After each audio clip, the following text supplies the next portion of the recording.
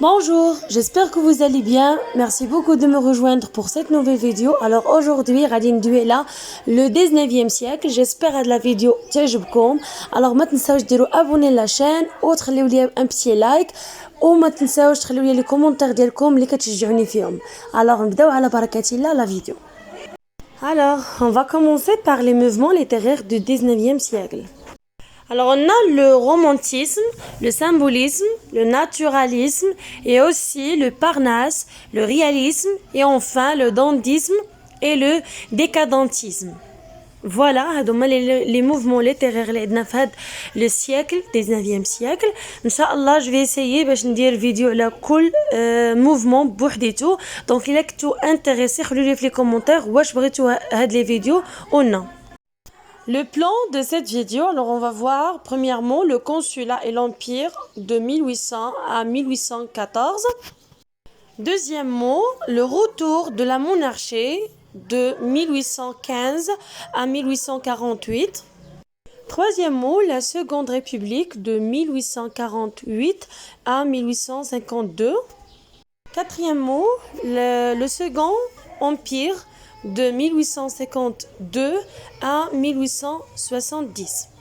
Et finalement, la Troisième République de 1870 à 1940. Voilà, هادوما les points اللي غادي نشوفوا ان شاء الله. Je vais essayer باش هاد le sujet ديال le 19e siècle باش ما نطولش بزاف في la vidéo نحاول نقسموا deux parties ou trois.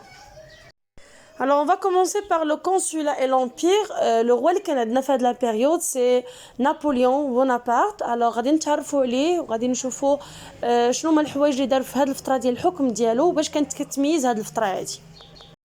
Napoléon Bonaparte est né le 15 août 1769. Il meurt en 1821. Le coup d'État du 18 Brumaire était le premier pas dans l'ascension rapide de Bonaparte au sommet du pouvoir. Il est proclamé le premier consul de France en 1800. Napoléon réforme durablement l'État en restaurant son autorité et sa primauté. Les codifications napoléennes dans le Code civil de 1804 permettent de renforcer les libertés individuelles ou l'égalité des citoyens devant la loi. Alors, Napoléon Bonaparte تزاد لينا في 15 شهر 8 1769 ومات في 1821. Alors, le coup d'état du 18 Brumaire, alors كانت هي الخطوة الأولى تجاه السلطة بالنسبة لبونابرت. تعين le premier consul ديال فرنسا عام 1800. نابليون حاول انه يدير الاصلاح المستدام للدوله ويرجع لها السلطه ديالها والاولويات ديالها كيف ما حاول باش انه يعزز الحريات الفرديه ويحقق العداله بين المواطنين امام القانون. Il s'attache à réorganiser l'administration française avec la création des préfets dans les départements. De même, une nouvelle monnaie émerge, le franc.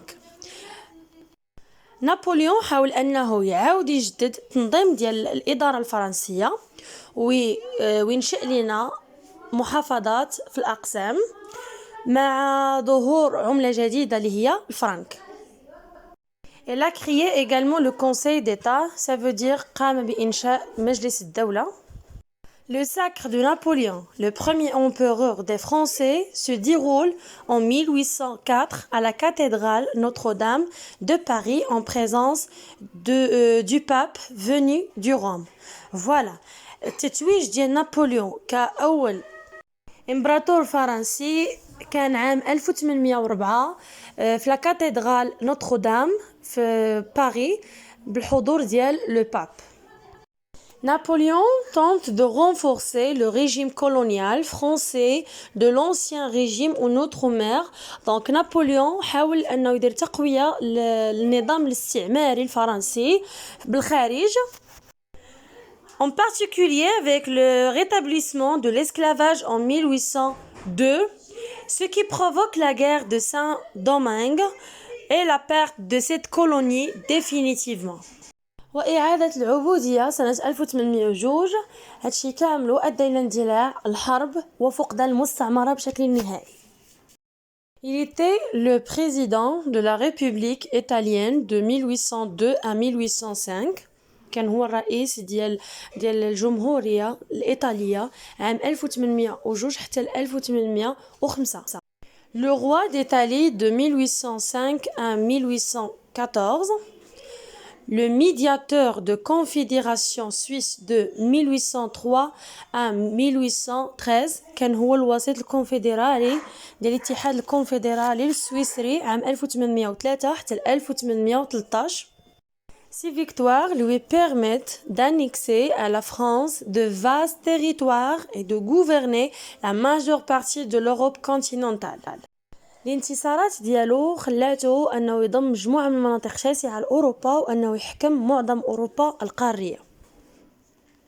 Alors qu'il finance des coalitions de plus en plus générales, les Alliés finissent par des succès décisifs en Espagne, bataille de Vittoria, en Allemagne, bataille de Leipzig.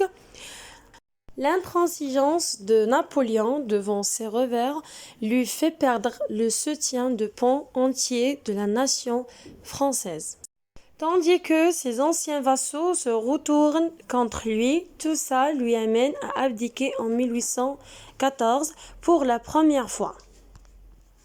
في الوقت فين كانوا كيمولوا بزاف من التحالفات العامة كينتهي الأمر بالحلفاء إلى تحقيق مجموعة من النجاحات الحاسمة بحال إسبانيا alors كانت في لا باتاي دو فيتوريا في ألمانيا باتاي دو لايبزيغ دونك داك العناد ديال نابليون قدام هاد النكسات كاملين اللي كان شاف خلاته يفقد القطاعات الكاملة اللي كانت كتعطيها ليه الأمة الفرنسية مع انقلاب هذوك الاتباع ديالو اللي كانوا من قبل انقلبوا ضده. هادشي كامل هو اللي خلاه انه يستسلم ويتنازل على العرش المره الاولى في عام 1814. Il a aussi tenté de reprendre le pouvoir en France lors de l'épisode de 100 jours en 1814 mais en vain, mais il a échoué à cause de suite à diverses trahisons. Donc حاول انه يرجع ديك السلطه ديالو فرنسا في ديك لا بيريود ديال 100 جور في عام 1814 مي فشل بسبب مجموعه من الخيانات كان جاوه متتابعين. Il va abdiquer pour la deuxième fois en 1815 après la lourde défaite de Waterloo qui met fin à l'empire napoléon. Il a exilé à Sainte-Hélène. Donc نابليون حاول المره الثانيه هو كيتنازل على العرش ديالو بسبب واحد الهزيمه كانت كبيره يا واترلو واللي خلات l'empire نابليون انها تسالي. donc la fin de l'empire napoléon. Voilà le déclin de l'empire napoléon. Elle a exilé à Sainte-Hélène. donc تنفى في هذه الجزيرة اسمها Sainte-Hélène. voilà هذه هي الفترة اللي حكم فيها نابليون بونابرت. Alors le deuxième point qu'on va parler, c'est le retour de la monarchie de 1815 à 1848. Alors on va commencer cette période par Louis XVIII, qui est né à Versailles en 1755 sous le nom de Louis Stanislas Xavier de France. Alors la réinstallation de Louis XVIII sur le trône de France en 1815 marque le début de la restauration et le retour de la monarchie de droit divin en France. Le règne de Louis XVIII représente une période de calme et favorise une certaine prospérité économique pour le pays dans une atmosphère de relatif libéralisme politique. Alors Louis XVIII تزاد لينا في فرساي في عام 1755. الاسم ديالو هو لويس ستانيسلاز اكزافيي تزادنا في فرنسا. Alors لويس 18 عاود خدا لو ترون دو فرانس في عام 1815. كيفاش عاود خدا؟ لحقاش في المحاولة الأولى ديال نابليون باش أنه يتنازل على العرش كان بان لينا ظهر لويس 18 ولكن من رجع دونك فوالا داكشي علاش قلنا رجع خدا لو ترون لويس 18. والفترة فين غادي يبدا يحكم لويس 18 كانت هذيك هي بداية الفترة لاسترجاع النظام الملكي في فرنسا وحتى الحق الإلهي في فرنسا. فترة الحكم ديال لويس 18 كانت كتميز بواحد لا بيريود اللي كانت كالم، كانت فافوريز اون سيرتين بروسبيريتي ايكونوميك بور لو بيي، دونك شي حاجة كانت مزيانة ليكونومي ديال البلاد dans une atmosphère de relatif libéralisme politique. Alors Louis XVIII, acte 3, au pays une charte, qui n'est pas une constitution, car elle dépend exclusivement du bon vouloir du monarque. Mais elle maintient certains acquis fondamentaux de la Révolution. La charte permet de la formation de partis et l'Assemblée se divise en 3 courants principaux. Premièrement, les libéraux défendent les libertés en 1789. Deuxièmement, les constitutionnels sont partisans d'une charte ouverte et démocratique. Troisièmement, ultra-royalistes soutenus par la noblesse souhaitent le rétablissement des anciens privilèges.